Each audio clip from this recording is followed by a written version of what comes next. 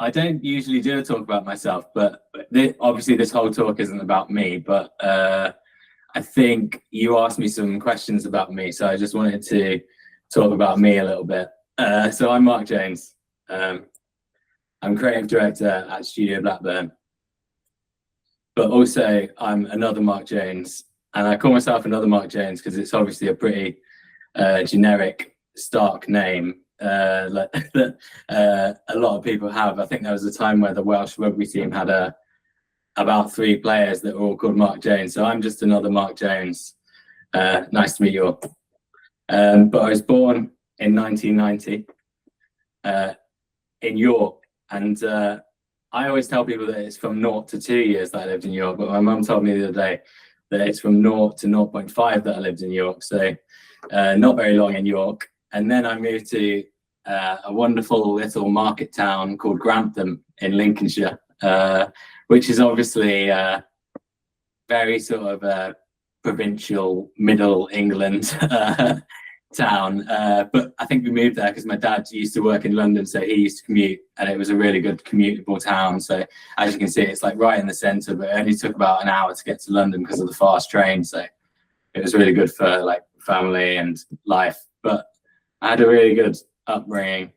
So I've put some pictures in here just of me and my sort of young life from 1992 to 2006, where, as you can see, I've got some very questionable hair highlights going on, which I think I thought were really cool at the time, but yeah, not that cool anymore. But I started in, you asked me to talk a little bit about sort of my education, and I think I always sort of wonder like how I ended up getting into design, and I think I always sort of thank my mum for it, obviously, because she always saw me as a creative person. And I think so. I started school at Boughton Lane, this primary school in Grantham.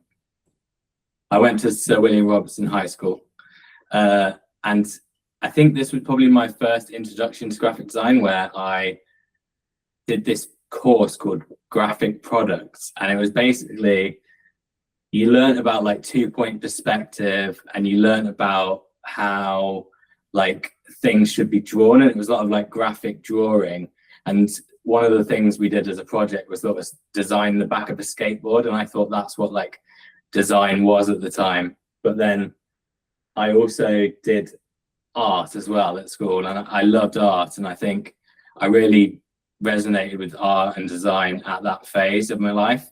And then this is a picture of my year group, the class of year 11 2005 to 2006, and if you can like hunt me out, I'll put a little circle around me. There I am.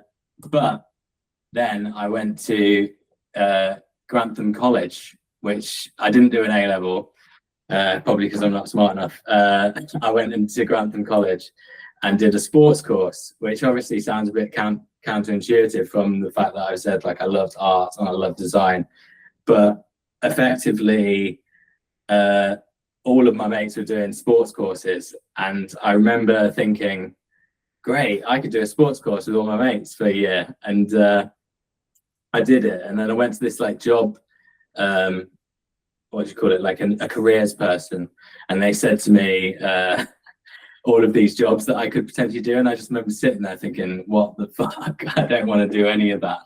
And my mum said to me, well, you've always loved art, why don't you do this thing called design? And I was like, so I went to Grantham College and I did graphic design for 2 years, and I was really fortunate in the fact that the sort of design lead there, the leader of the course, called Dave Thomas, was very, he worked in industry previously, and he was really into design.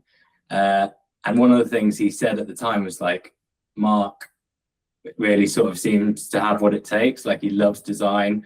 And I never knew like what I was going to do. I never thought about the next thing, but they were all saying, you should go to university. And I was like, okay, I'll go to university. So I sort of feel like the people that I've met along the way have just pushed me to where I'm supposed to be up until this point. But then I moved to Cambridge, and obviously going to university in Cambridge, but it wasn't this Cambridge. It was Cambridge School of Art. It was actually part of Anglia-Ruskin University, and it was a great place to go, and I had lots of fun, and I did a lot of play there, and I think it was a time where I just had lots of fun and had lots of play. But I think it's the moment in my life where I actually realized that I need to go and do this stuff now. Like, I think all the way along, everyone else had sort of pushed me into this point. But then at university, I realized, oh, fuck, I'm alone. I remember when my parents dropped me off in my dorm at the college, and I was just like, oh, fuck, I'm alone now, because I didn't know anybody. So it was like, start again. And yeah, I really sort of embraced that. But I had lots of fun and lots of play. And this idea of play links into sort of where I am today and a bit of the studio ethos that we have. So there's a bit of play. But then this is the first piece of work that I put in here. And this was actually my final major project. And I didn't put any of my work from college in because it was so shit that it wasn't even worth showing. But I think this sort of shows like where I was at when I was leaving university. And I just put this in for anyone, if anyone's watching who is a student or is sort of towards the end of their uni journey. I think what I really learned was don't just stop at the sort of idea. Continue to curate and create things. Like you've got the opportunity to do lots of stuff when you're a student, like all of the different facilities that you have. So I made this typeface that all the letters like fit within one another, and there was like 9 weights of it. But then I sort of created a whole brand identity around that typeface, and I created a type specimen book for it, and I created a 3-dimensional big letter, and I just like just go to town. Like, don't just stop and think you've done enough. And like always just continue to do things. And that's what I learned, was like I had to work at university. I wasn't just about having fun, even though I did have lots of fun as well. But this is where I got my first job, a place called The District.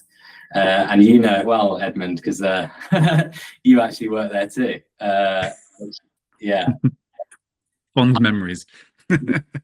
I actually remember, like, this isn't the first time that I've spoken to you, is it? Because I think the first I've actually given a talk at the university when you were still at university, and that's when I met you first, and like was really sort of impressed by your willingness. Like, you were the only person that gave a shit and spoke to me afterwards, and I think what I thought about that is like you had the confidence to come and talk to me. I think there's some people out there that potentially would feel like, oh, he might not want to talk to me, but I think it really made me feel like, oh, this guy really gives a shit. And I remember speaking to you, and you were showing me all this mad Photoshop stuff, and I was like, this guy's cool. Like, I was really interested. And then I came to your degree show, and then I was like, yeah, let's get this guy as an intern. And yeah, the rest is history, I guess. Yeah, exactly. But at the District, I did a lot of great work and had a lot of fun. And looking back at this, I think there was a lot of print and a lot of editorial stuff. And actually, the stuff that I really liked was the stuff I'd done for Old Friends Brewery, which is a small brewery run by the guy who ran Hampton Frank. He's actually written a really nice, his name's John Cockley. He's written a really nice article about the fact that this doesn't exist anymore because it was just becoming too much. But there's this agency called, this estate agent called Cook, Curtis & Co, which I did the brand for as well, which is thriving in Cambridge. But it was just a really good opportunity to learn like about branding, and that's, I think, what led me to where I got to today as a starting point. But I've put this in, and I think I think this is actually Ed's photo, and this was where I was at when I was sort of leaving the district. I've been there 4 years. I think I'd become a bit of a cock, just a bit arrogant, thought I was better than the whole thing, I think. But actually, like, I really enjoyed it still, but I knew that I had to leave. Like, it just become like sort of the end of my time there, so I just needed to move on. So where I got to was started as a junior designer at the district, came up to middleweight. I was a bit sort of like arrogant and cocky, but actually by the point at the district, I'd got to be basically a senior designer because I was the most senior member of the team, because it was such a small team.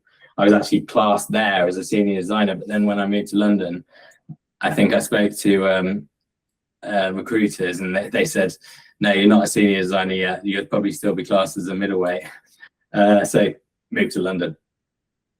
Dun dun dun. Scary. But actually I'm really glad I did, and became a senior designer officially at Studio Blackburn. But actually I think freelance for me is something that I really was able to, basically I had to come to London because my wife got a job in London, and I was like, right, let's do it. And I went to loads of like different interviews at big studios. Like my first interview that I got was with Bibliotech, and then I didn't get that job. And then I'd gone through for interviews at like Accept and Proceed and Made Thought, and sometimes I'd gone through like second rounds of interviews, but just wasn't seeming to get anywhere. So I went freelance, and I just really enjoyed that experience of going freelance, because you just learn so much. And going from the district, my first job out of uni, out of the district, was Koto, which they were in their infancy as an agency, but it was just like such a different agency to the district at the time. So the district was sort of, I would say they're a bit more raw in their aesthetic, and they're a bit more sort of they didn't have all of the like bells and whistles. They literally just sort of did it and like stuck things together to make sure it all works. But like Koto just ran like a well-oiled machine, and that was just my introduction into like, oh, actually there is a certain way of doing things. Like we could do it more like a well-oiled machine. So I really enjoyed that. And then I freelanced at a bunch of places. I freelanced at Accept and Proceed. I actually got to freelance there after not getting the job there, which was great.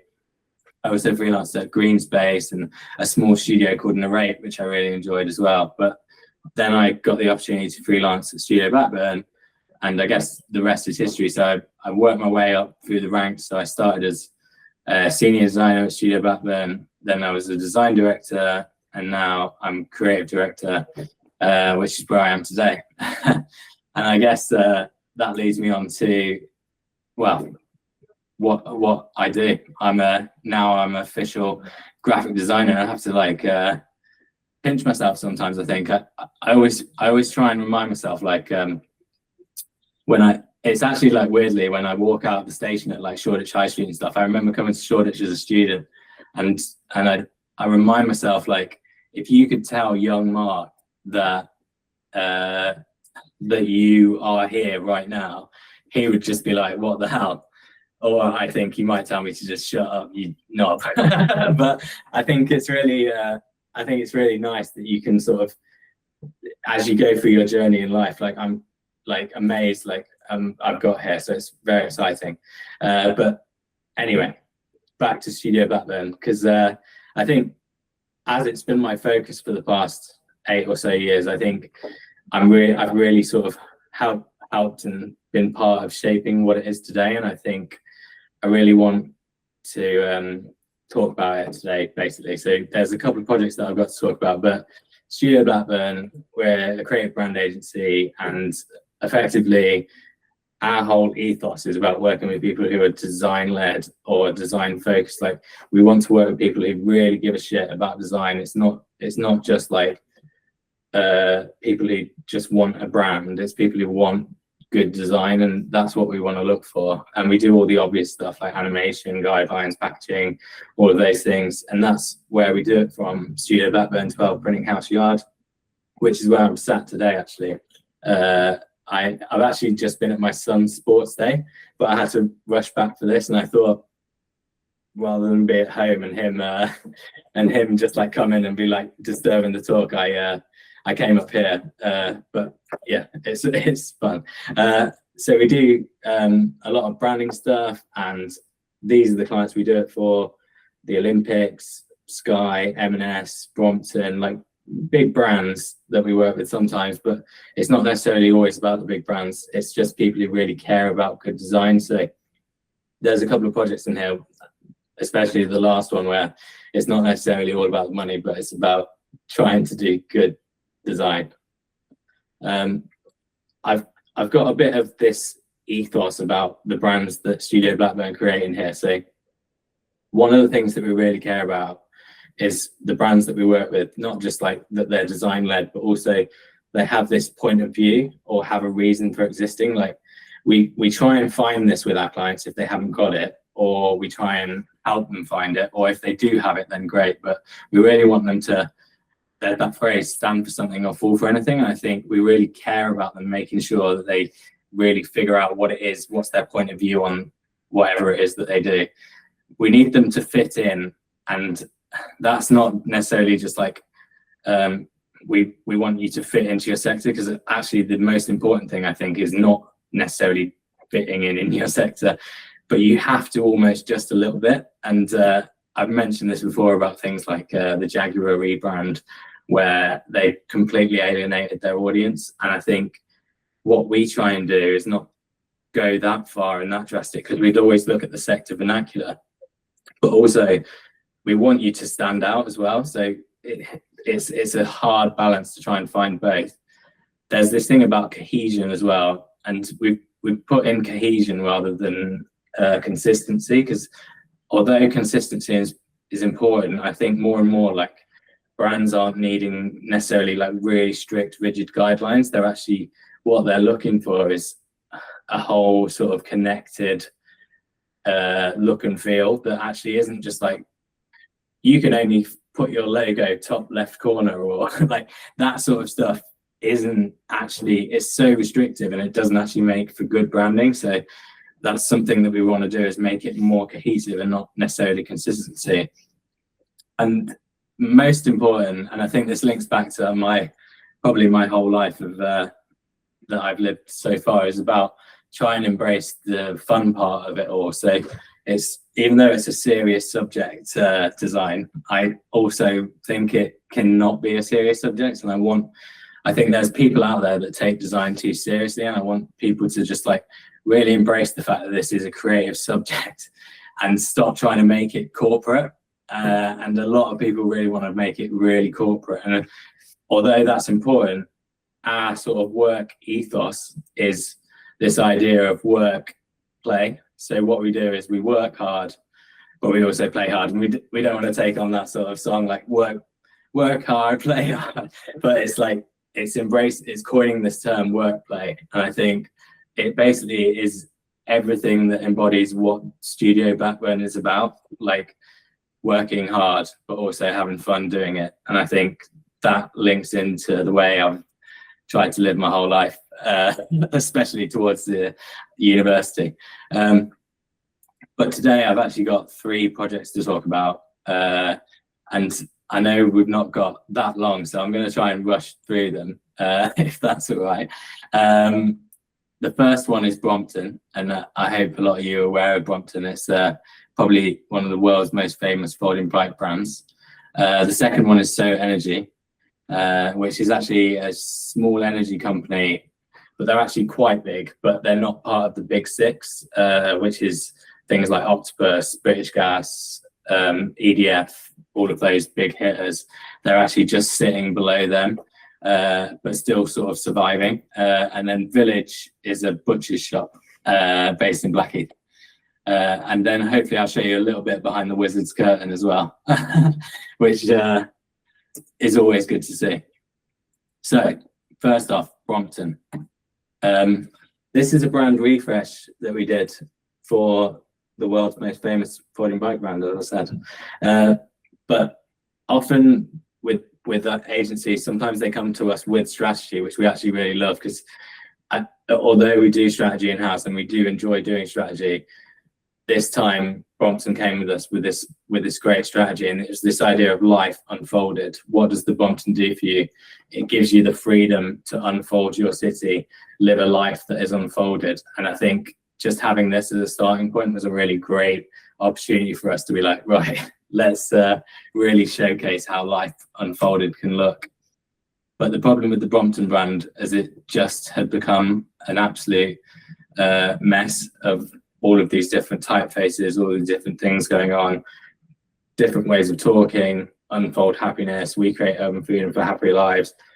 And I think the fact they'd simplified their sort of strategy into life unfolded really sort of helped us with where we moved to. So we asked sort of, so I'm just going to have a glass of water. We asked, how does Brompton move? These were the sort of questions we really wanted to sort of figure out, because we wanted to look at the look and feel of Brompton, say what colour best represents Brompton, and that linked into something they had with their all of their colours, and all of it was a bit of a mess. Should life unfolded have its own look and feel? Does Brompton need a symbol? And should we fuck with the logo? But first, should we fuck with the logo? This wasn't even sort of a real question for me, because it was like, right, Brompton has had this logo pretty much, and actually that first logo probably existed for like 2 years, and then the second one has existed probably for the past 20 years, and then the third one has existed probably for like 10 years. I don't know, but like they've just been around for so long. But what I loved about it was that the bike literally hasn't changed, and I think if we were to change the Brompton logo, we would almost have to change the bike as well, and I just don't think that that's right. I just love the idea of retaining that sort of part of the brand. And when we work with brand identities, we try and make sure that we don't necessarily just throw everything out. When it's a refresh, it's important not just to be like, right, get rid of the logo, get rid of the color palette, get rid of everything. Like, we try and make sure that we retain things. The next question was, how does Brompton move? And this was something we sold into the client, was moving bike, moving brand. So we had a lot of fun with the idea of making sure it was a moving bike and it could have a moving brand. And it was thinking about how Brompton moves. And effectively, this is a bit of just sketching that we did when we first started working with them, just to show like all of these different ways in which we could unfold life, essentially. But one of the things we really loved was the fact that this bike, the way that that final sort of movement happens, it's almost so distinctive to the Brompton.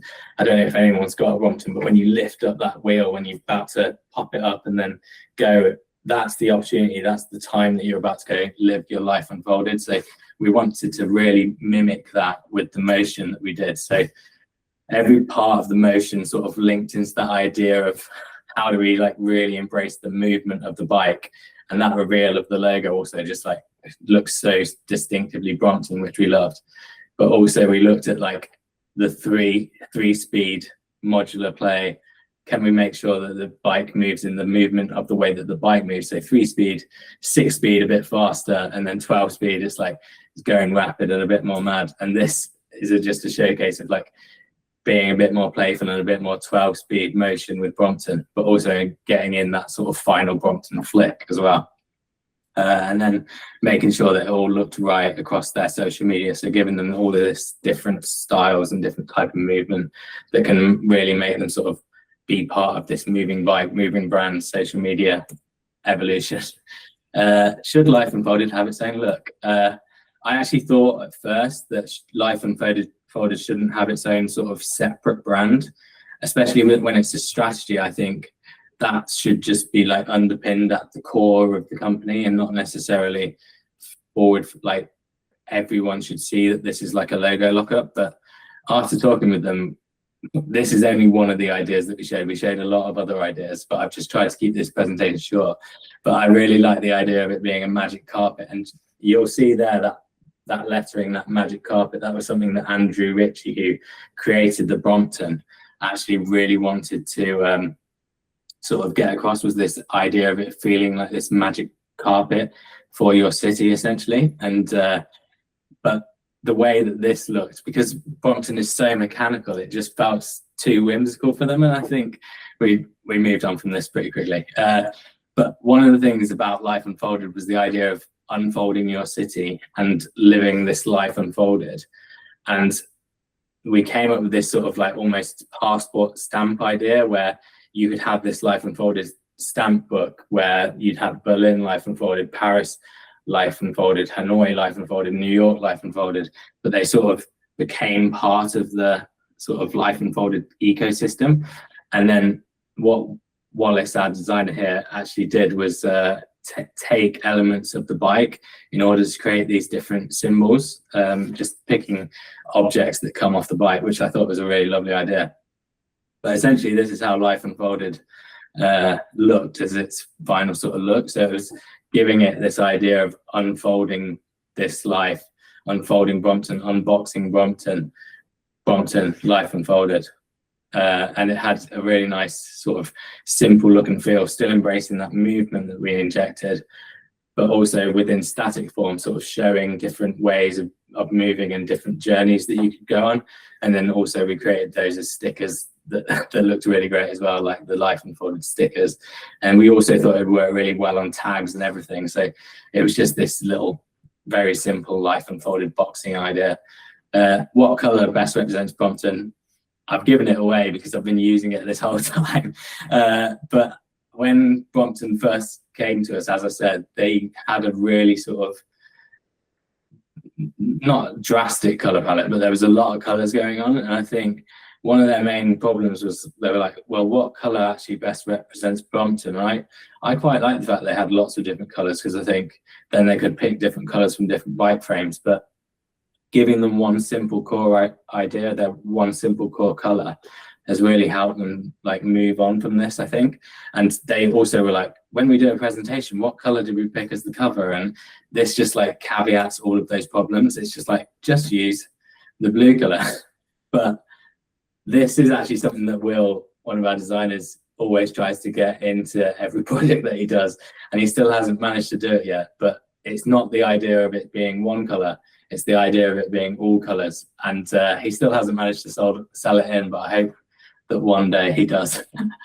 But effectively, also, we got to go to like the Brompton factory and have lots of fun, like learning more about how the Brompton is made. And this is part of the job that becomes really fun. If you ever work with big brands or companies, you get to go and experience like how they do things. It's just amazing to go to this factory. But one of the really interesting things was when we went, there's so much of this blue color going on that it actually was like a no-brainer to be like, actually, a really good color for Brompton is this idea of this dimensionless blue color that Yves Klein came up with, just like using this really vibrant blue, and it just seemed to work and resonate with Brompton really well. And this hasn't happened yet, but we really like the idea of, if they do embrace this blue color, then could we start to use it on every single bike that is ever made by Brompton? So maybe there was just like one element that just uses this like small blue, which could be really great. But it worked really well just as a solid background, and then also it could work really nicely on maybe a small element of the bike. Every single bike had like one little blue element on it, or it worked really well as a button. Does Brompton need a symbol? This is the Brompton symbol. And I've left this in because this is something that's really, I really didn't think that they needed to have that symbol anymore, because I think it's actually a bit of a weird cliche to have the picture of like a silhouette of a bike on a bike. And I think I put this in because I was like, you don't see a silhouette of an Audi on an Audi. You don't see the silhouette of a Nike shoe on a Nike shoe. Like, why would you put the silhouette of a bike on a bike? But weirdly, it actually seems to work, and it's been around for so long. I think it just somehow it works. And I wouldn't recommend lots of logos like trying to actually have a picture of what they are, but this one just seems to work. What's Brompton's font? I've given that away as well, but Brompton didn't actually, that typeface within the logo wasn't actually a typeface. It was just a sort of custom drawn thing. And so we decided to actually make it into something that was more of a typeface, and we called it Brompton Slab. And we made it as an open type font. We made it as a WOF. We made it as a TTF. And we actually worked with a really great typographer called Sam White, who helped us make it into something that was really not necessarily an exact replication of the Brompton word mark, because there was subtle things that had to happen, like the O's weren't perfect O's, and I think there's something with like readability that really helps that. He got really sort of geeky with all of the typography, and it was great to see. But yeah, had lots of fun coming up with the idea of creating all of these different characters, and we actually tried to do it initially in-house and gave them really basic characters, but then we'd given them a presentation template and they said we don't even have question marks, so we had to go off and actually like make all of the other letters. So that's why we got involved with Sam, and he just like got really geeky like with typography and just like made all of the special characters that are needed for the typeface. But one of the nice things that we got to do with Dimitri was Dimitri Hon, who's the client at Brompton. We wanted to celebrate the typeface a bit more and actually like put it around the factory. And we asked him like what's achievable, and we managed to get him to work with the innovation department at Brompton, and they made these huge like big letters that we could like photograph around the factory. But then we also like made a little newsprint that we could photograph, and we also just like went to the factory and just like got all of these different like great shots of it around the factory. And also their etching machine where they etch the little plates on the back of the Brompton, like we got them to like do those as well. Oh yeah, let's sound on this next bit. Did that play? Yes, it did. Yeah. Okay, so all good. This is a little sort of film just to introduce the typeface.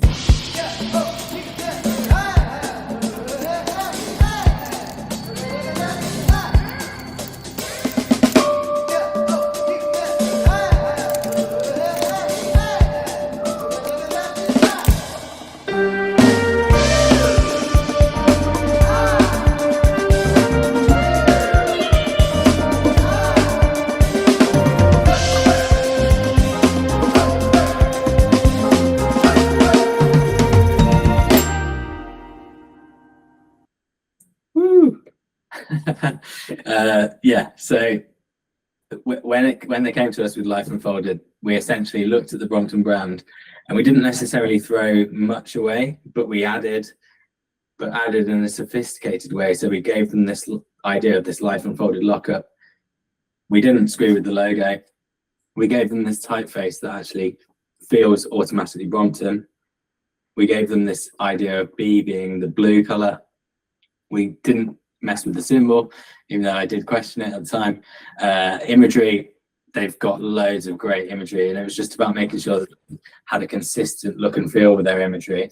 The motion, that idea of that final flick, and then iconography. I haven't actually put iconography in this presentation because otherwise it would go on way too long, but we also created this like little iconography system that was based on the Brompton box logo. Anyway, project 2. How are we getting on for time? Am I going on too long? Yeah, I'm kind of good for time. I think just be a little bit more peppy with it. But yeah, we've probably got another 15-20 minutes if you want to push it. That's fine. These two projects are shorter than the Brompton one. Okay, cool. Nice. Yeah, it was sick though. Enjoyed it. Good. So energy. So from the unfolding bike brand to a sustainable energy company, which doesn't sound as exciting, but yeah, So Energy. And this is the logo that we actually had from them when they first came to us. And this was back in 2020. And this was during lockdown period. So when I worked on So Energy originally, I worked with them during lockdown. And I just remember going from this little desk in the corner, working on the So Energy refresh, and then going to the sofa. And like, that was my life. It was like I lived in this little prison cell, but I was also like designing at the same time. And I was looking back through this project, I was just like, that was crazy times when we had to do all of that. But yeah, this was their original logo. But when we first sort of did this refresh, the market was a lot different back in 2020. And there was a lot of different competitors that don't necessarily exist anymore. And this was the sort of refresh when we did it at the time. And it was being a bit provocative. It had like, so we've got wind energy, always making sure the so energy lockup was like opening up, but it had sort of like quite a primary color palette. But when Charlie came to us in like recently, he said, this has become a bit of a mess. Like if you can see at the bottom there with like that street food thing, and it just all become a bit of a shocker. Which you can imagine, like when it's all just in-house people that haven't sort of really gone through that brand shift, and it just had different ways of wanting to create things. It just all become a bit of a mess, and he wanted to get essentially, this was his brief to us, was get maximum impact.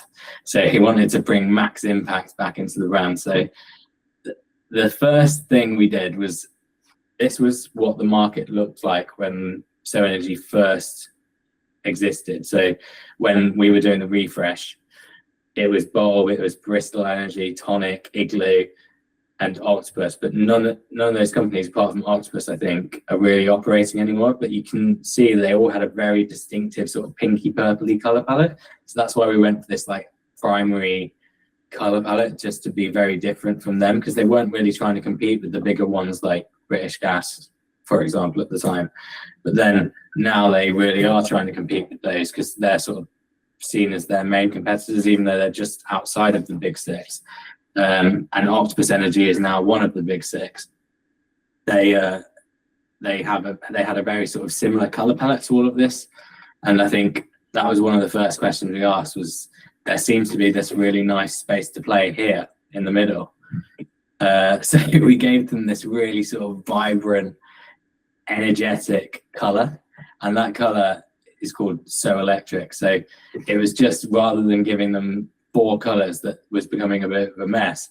And I guess this is similar to the Brompton brand, and we're finding more and more with brands, it actually really helps with the public psyche. If you want something to be remembered, just giving it that sort of single distinctive color actually really helps with people's psychology in regards to remembering that color.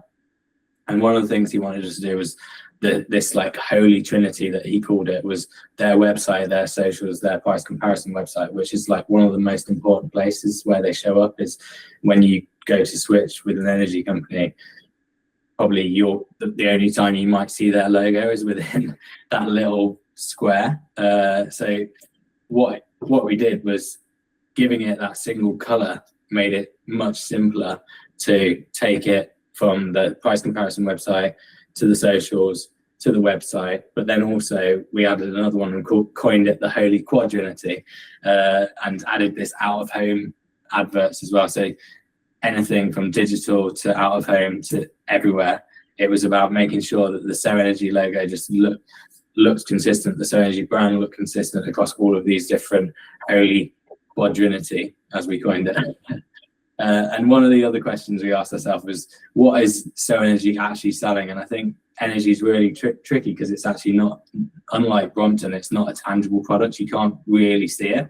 And I think one of the things we thought about was money, for example. Like, they're not actually, Lloyds Bank isn't necessarily selling money. They're selling the idea of a lifestyle when they create their advertising, or you see their website, they're selling this like idea of life. And then Rightmove, the same. This like, it's not just about moving home or buying a property, it's about selling a lifestyle, and all of these others as well. But So Energy mainly is selling renewable energy. But when you looked at their landscape, they were just selling wind farms, which isn't very sort of aspirational, I don't think. So we really tried to like move away from that. And the main thing that we did with this brand refresh was also give them this illustrative style. And I think giving it this illustrative style, this movement, and this color coming into it as well, made the brand really, really sort of consistent, but also it gave them the opportunity to have assets that they didn't rely on stock libraries for. So we could give them all of these different ways of talking, and then they still look engaging for people, but also they look really like beautiful and interesting at the same time. So they still sort of get across this idea of So Energy, but rather than just being wind turbines. And then I just quickly got in the campaign that we did for them. So basically they wanted to go big on brand awareness, get people talking about So Energy. and they wanted to increase prompted brand awareness from 10% to 12%, which Paul tells me is actually a 20% increase if you go from 10% to 12%, which is, I don't really get all of this, but actually we didn't move them from 12%, we moved them to 15%. So we actually got a 50% uplift in brand recognition for, well, prompted brand awareness for So Energy. And they wanted to be scared. So that was a really exciting brief for us, and we took it on board essentially. So it was about positioning So Energy as a sustainable, customer first challenger brand. And we came up with 4 concepts ranging from no filler, no fluff, so simple, So Energy. It's time to break up with bad energy. So the idea of like the other energy firms, they're a bit negative. So can you break up with that bad energy? So the idea of it really getting across that word so people remember it as a brand, but could it be sort of awkward moments, so, or something, maybe you farted in a lift or something, and then So Energy but not as you know it. And the 2 that they really liked was no filler, no fluff, so simple, So Energy. Like the idea of it being no nonsense, it's really simple, everything's easy to do.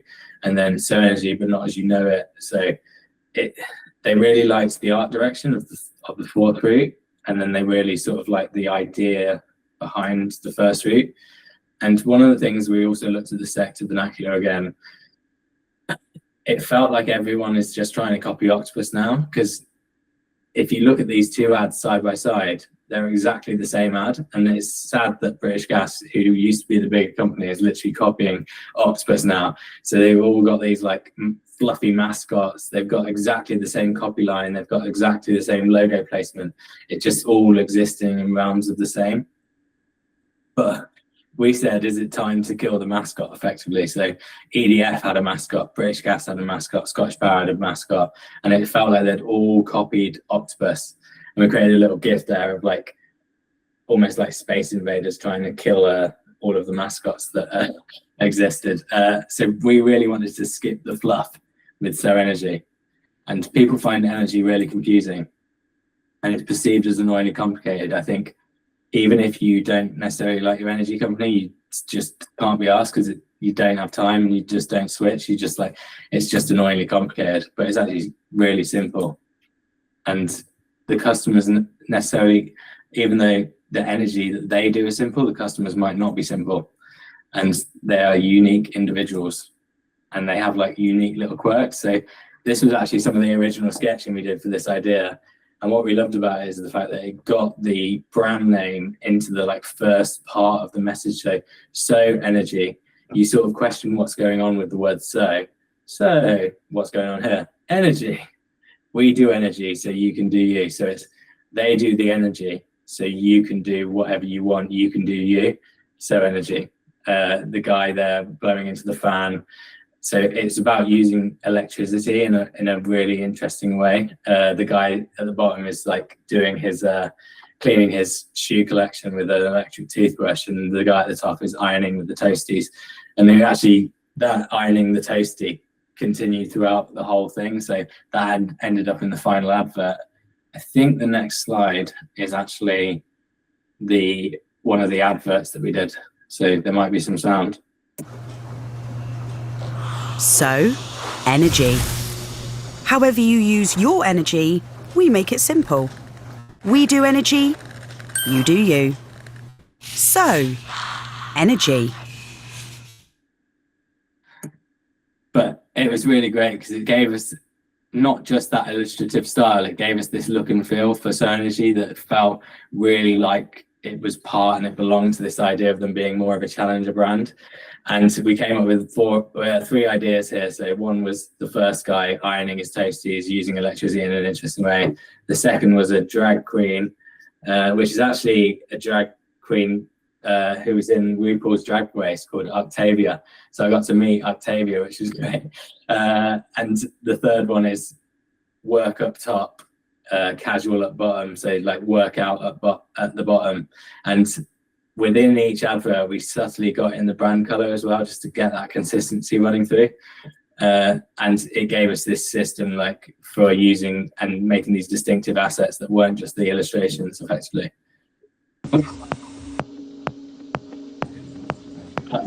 Also, I got to have lots of fun doing this.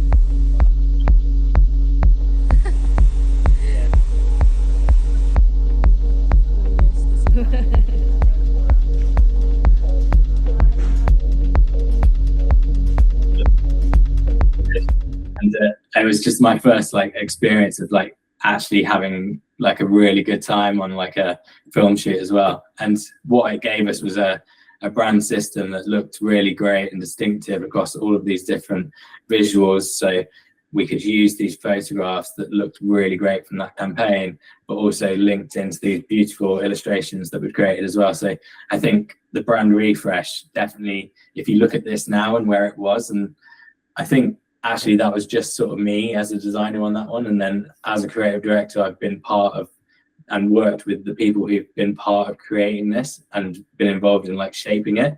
And I think just like being able to work with like multiple people has made what I did so much better. So I'm willing to admit that I'm not amazing at just doing it by myself, like no one is. So always like try and collaborate and do collaborative things. So that's how it looked. And then this is how it looks now. And I just think it looks, for me, I'm just like, wow, this is so much cooler and more energetic. And this is the little launch video we did for that.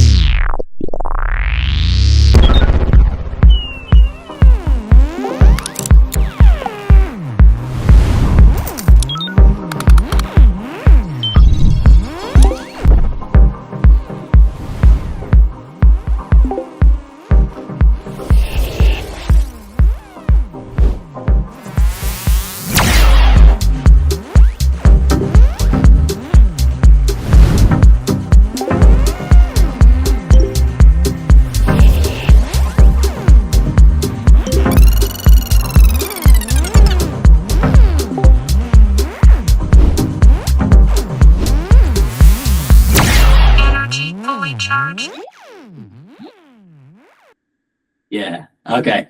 So from sustainable energy to actually just meat, and I want to warn people that there will be meat in this. So like, if you have an aversion to meat, then just don't look at it and look away. But it is a branded entity for a butcher shop, and this guy called Nick Ellis, and Paul is the founder of Studio Blackburn. He has the ambition to brand up the whole of Blackheath because he likes the idea of walking down the high street and just seeing all of these brands that we've worked on. So he just like walks down the street and it's all like Studio Blackburn work. And the first one we've got is this butcher shop, but this is Nick, and he asked us to work for him, and we effectively got paid in meat for this project. It's a butcher for the modern age, but when they came to us, it sort of had a really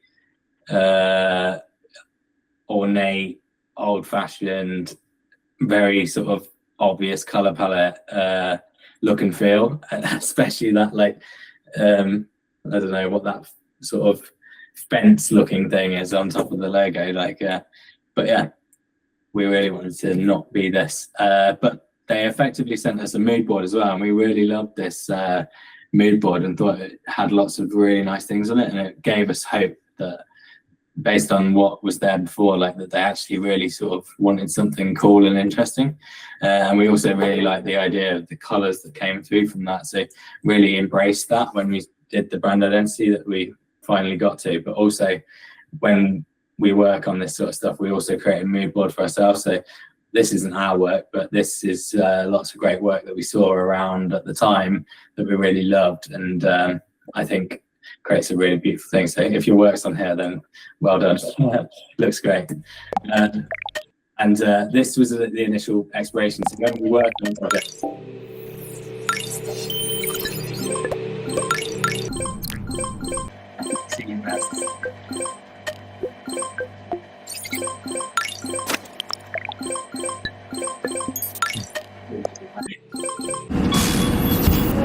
I was just saying when we work on projects, we effectively do like loads of different sketches and make things like figure out how we think things are going to look in a visual way. So we're still sort of strategically thinking about how things are going to look and shaping things, but we do lots of sketches. And this is one of the sketches that we did that actually ended up becoming one of the concepts that we showed originally.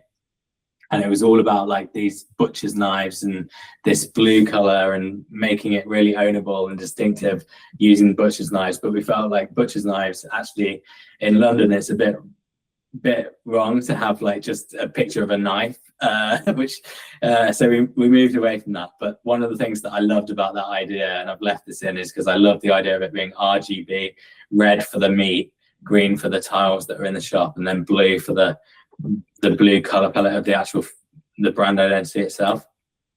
But they actually had two shops. So they had a shop in Blackheath Village and they had a shop in Blackheath Standard. And we had to come up with a name. So they didn't really have a name. They had sort of different sort of well, I'll get on to this next thing. So when we do a naming thing, we come up with effectively the Ronsel approach. So we call this the Ronsel approach because if you're UK based, you'll know that it means like it does exactly what it says on the tin. And I think when we're doing naming, we'll think, okay, very simply, it's Blackheath Butchers, it's Blackheath Butcher, it's Butcher on the Heath. So it's all very sort of very obvious names. The next one, could it be more personal? Could it be Nick Ellis Butchers? Could it be N Ellis? Could it be Ellis Butchers, Ellis's Butchers? Could it be Carcass? Could it be Flank? Could it be Abstract as a name? But one of the ones I really loved was Who Killed the Pig, but we didn't go for that. But I think that's a great name for a butcher's shop, Who Killed the Pig.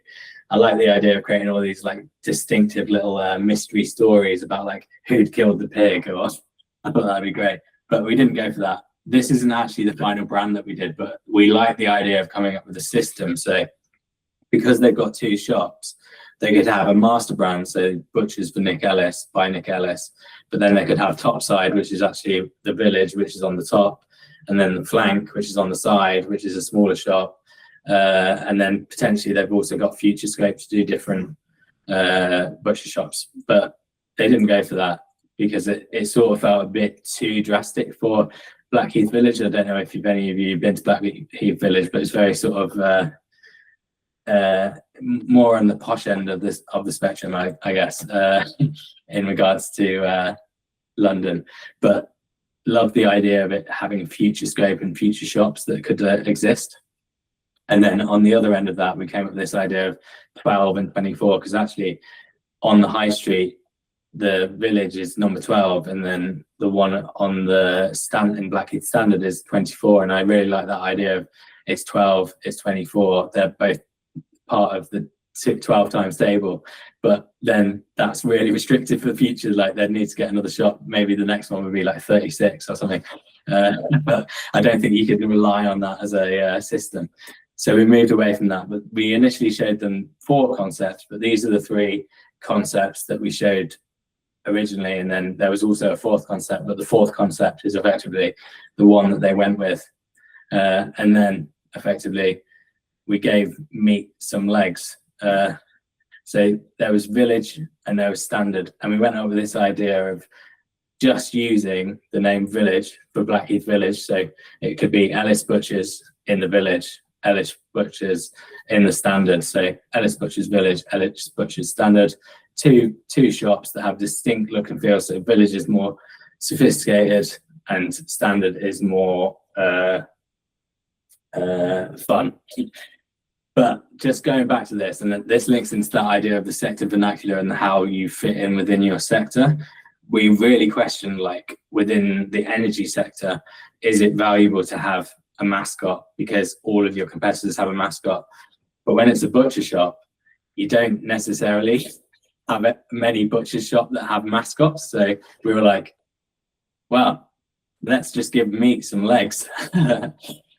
So Meat Ellis. And this is Ellis. He's a wonderful little meat character that represents the butcher shop, and he resonates with both butcher shops. So he's part of the parent brand.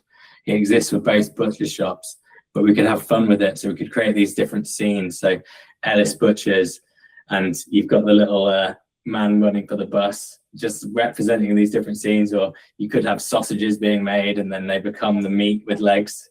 But we created all of these different little characters that we really loved the idea of just giving Ellis all of these different meat characters, and they become sort of the main core identity for the brand, and could go on things like tote bags and go on the bags, go in the shop. They're just like little characters that can be part of the Ellis Butchers brand, but the main core symbol is actually the one that you see in the middle there. So Village, it was about being classic, it was about being knowledgeable, trustworthy, neighbourly, masterful, local, and then making sure that that had a really sort of sophisticated look, still using those brand elements, but in a really simple way. And then Standard, it was fun, it was experimental, it was playful, social, trendy, and we could have like much more fun with this. And the core parent brand actually has both the colours within it, but then we made sure that that exists. So Standard was way more sort of hip and fun. And one of my favourite things was this little illustration we did, when Harry meets Sally, which I think is a really great thing. I don't know if you've ever seen the film, but I'd love to make it into a feature film one day. So it was the same system that we'd come up with originally in the original sort of thinking, but in a different way. So Village was more sophisticated, Standard was more fun, having this more energetic orange color, being more bold with that. Village, it's like this really sort of obvious green color that resonates with maybe like the Aston Martin or something like that, something really sort of premium. And one of the nice things we got to do for them was also, they've just had a baby, and we created this little card, and we made a little meat character called Meat Henry. Their son's called Henry, and we just gave them this card. We sent them this card, and they've still got the card up in the shop to this day, which is a really nice little brand continuation. And I think up next is just a little film for this project.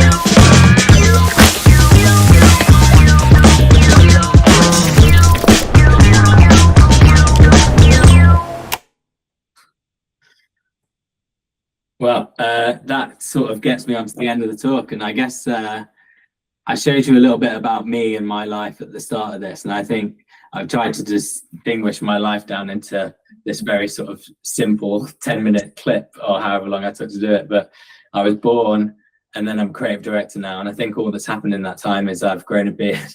I was going to say that, but I've actually changed. I think I've changed quite a lot over the years, and I've learned a lot.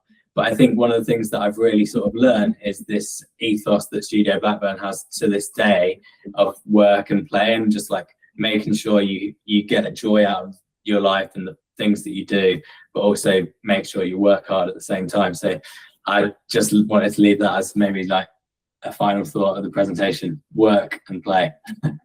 Thank you. That was great. That was super good. Thank you for that. Yeah, I mean, it was really amazing to go through it. I think what's really interesting is in the kind of work that you guys do. And actually, I feel like you kind of actually touched upon it even in the work that you showed from uni, which was a great to get a shout out for Anglia Ruskin, and also the district in there. That was really nice. But it's interesting, like how I guess typography seems to be such a big part of the work that you do, and the guys, what you do, I guess, at Studio Blackburn. Like, where do you think that connection to type has come from? And like, where do you see that sitting in your work? Because I do feel like it plays quite a strong role, more than maybe some other people's work. Yeah, I was actually going to mention, like, you've reminded me, I was supposed to say some of this stuff during the talk, because one of the things that I wanted to say was when I went to college in Grantham, I actually someone reminded me of this the other day. I didn't actually know what typography was. Like, I didn't realize that there was these. I guess I'd opened Word before and realized that you could click the drop down menu and you could pick like times or something. Like I realized that, but then I didn't realize that like logos and word marks were made out of typefaces, and I went down the high street and I saw that all of that was typefaces. Like it sort of clicked with me, and like that was, I think Dave Thomas taught me that. But then going to Anglia Ruskin to Cambridge School of Art, there was Will Hill, who had like a really sort of strict, he was like his core, he was like so focused on typography, like he loved typography so much. And I think that was really powerful for me. It was like how passionately he loved typography.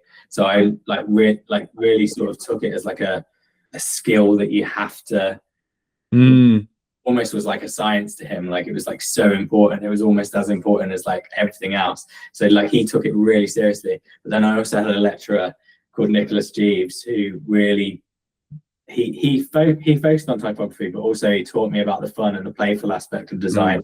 So it was great to have, I think at Grantham College, I had a bit of a typography instruction. Then at Cambridge School of Art, I had a proper sort of typography introduction. And I've never really moved away from that. I think without letters and without type, can't get, like, there are ways to get a message across. Like you can get messages across with illustration, or photography, but it is a graphic designer's way of getting a message across. And I think, for me, typography is super important. It's one of the first things I look for is like when someone sends in a job thing for us, I always check whether they can like typeset a CV nicely, or like you might have an amazing portfolio, but if you're a designer, I want to know that you can typeset as well. Like for me, that's super important. Yeah, that was interesting. You brought that point up about the portfolio, because I feel like that's something that's always stuck with me that you said, is that like almost designing the things that people don't see or don't think about and doing them really, really well is just like, it adds such a level to someone's portfolio, or like them coming across as like a really good designer. And I was going to ask you about that, is like, what do you find compelling in a portfolio? But I reckon it's probably that does it look good? Yeah, the whole thing's got to look good. I'm not just looking at the projects that you do, I'm looking at the whole way that you typeset your portfolio.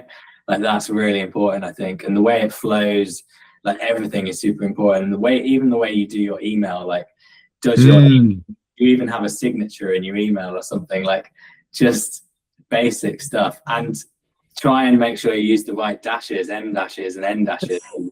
Like don't use inch marks rather than quotation marks and stuff like that.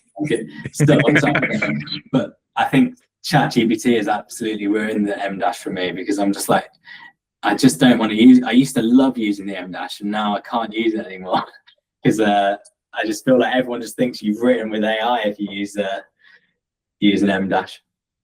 Yeah, it's kind of funny how almost like AI has been branded. Like it's almost got its own little signifier or mark, and you can see it anywhere. And you're like, is that written by ChatGPT or Claude or something like that?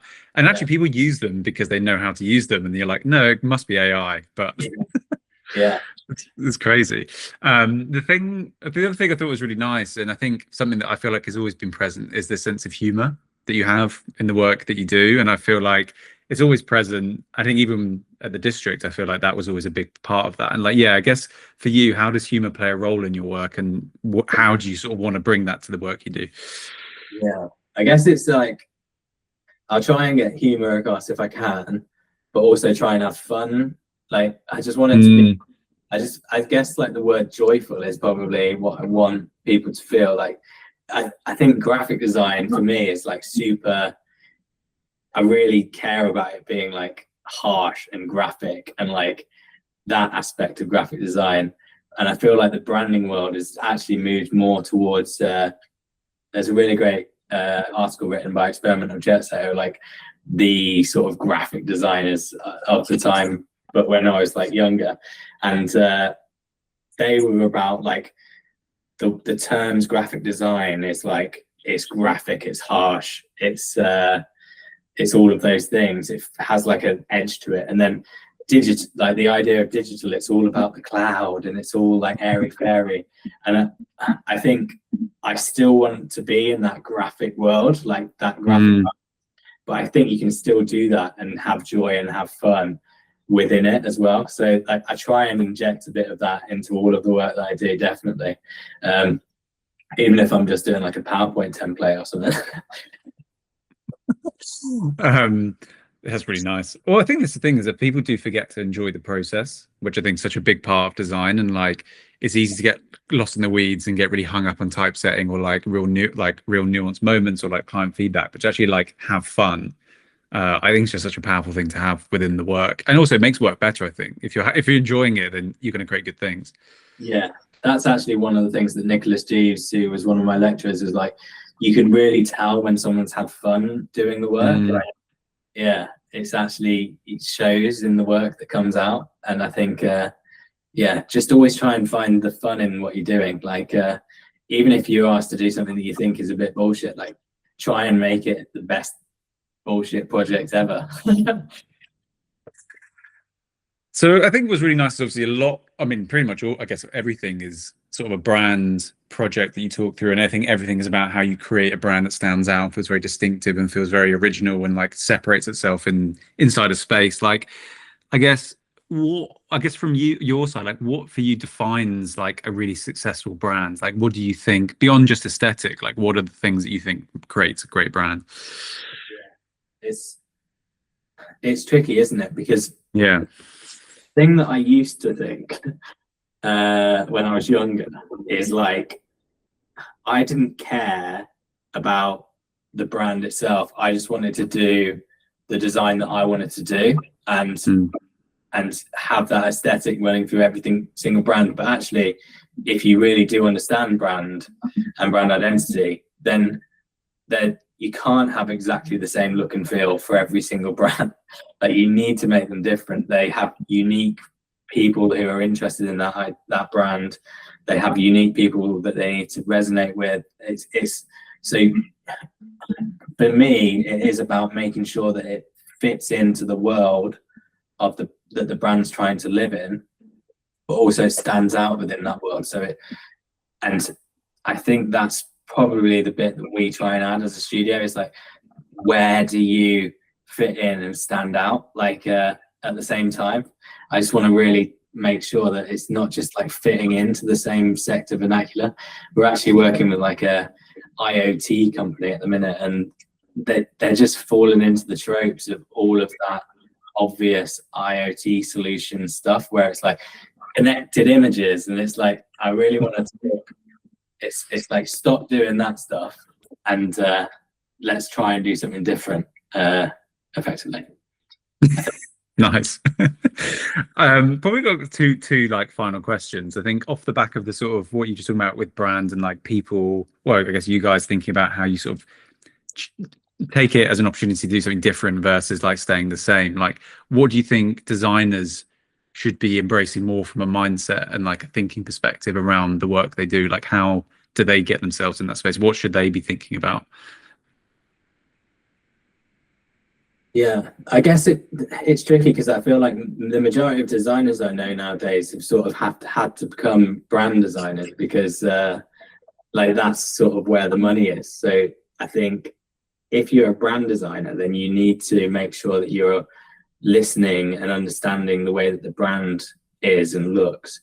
But if you are a graphic designer just doing the work that you want to do, then do the work that you want to do and don't fucking listen to anyone else. Like there's times where you should listen. So the Mark Jones of the past, where I always try and embody that sort of thinking in the way that I am. So I always try and think about what the younger Mark might think, as well as thinking what I think now, and try and meet in the middle somehow. So it's about balance, I would say. So like, you are definitely not an artist as a graphic designer. You are there to do a job for someone. So you need to make sure that you do that job well. But if you want to be an artist, then do that as well, because it's fun. I guess the last thing I was gonna ask, like, What do you reckon is like sort of the best piece of advice you've ever been given that's probably stuck with you the whole time, or yeah, to this day, that you're something maybe you still use? Yeah, I think that one that I said about Nick Jeeves was idea of having fun with the design that you do. One of the things that Paul always says is let the world turn, which he actually like coined from someone else. And I think that's really good advice as well, like making sure that if it all shit hits the fan, just let the world turn once and then let's deal with it tomorrow, sort of thing. Like, you're not going to solve it all right now, which I think is really good advice. One of the things that I have as a phrase, and it's probably sort of not necessarily a PC phrase, because it's let the dog see the rabbit, and it's that idea of like making sure that the work that you do, you've got the opportunity to make sure, and it's about the dog chasing the rabbit. I don't know if you've ever seen, if anyone watching has seen that scene in Snatch, where is the rabbit going to get fucked? What proper fucked? Just make sure that the work that you're doing, like, don't go around the houses with it. Just let people see the main thing that you're trying to show them. Like, don't try and like the thing that you said about like what I said in the past was like make things that go unseen. There's that stuff that we do as designers that actually really isn't important, but is equally very important at the same time. So, but you shouldn't sort of, that's not the thing. The thing is like, so still do all that stuff really well, but then also do the big thing, like make sure people see what you're trying to do. I guess it's like, yeah, don't go around the houses with the things that you create. Just make sure that the thing is there and it's seen. But that's actually just my advice, not someone else's advice. I'm trying to think of. It could be your own advice as well, I guess. Yeah, yeah. It's yeah, like seeing the wood through the trees, like seeing the bigger picture sometimes versus the. Yeah, people who can't see the wood through the trees, like they're just so focused on the very like they're not looking at everything else that's going on. They're just like the finite detail. And there's a time and a place, like, yeah, you can do your baseline grid and you can do all that sort of stuff, like fine, but you actually got to get the project out by 5 today. So it's like, why are you doing that when actually you could be looking at the bigger picture and we can resolve these things later on? Yeah. That's great. Well, yeah, thank you so much, Mark. That was an absolute pleasure. Yeah, thank you so much.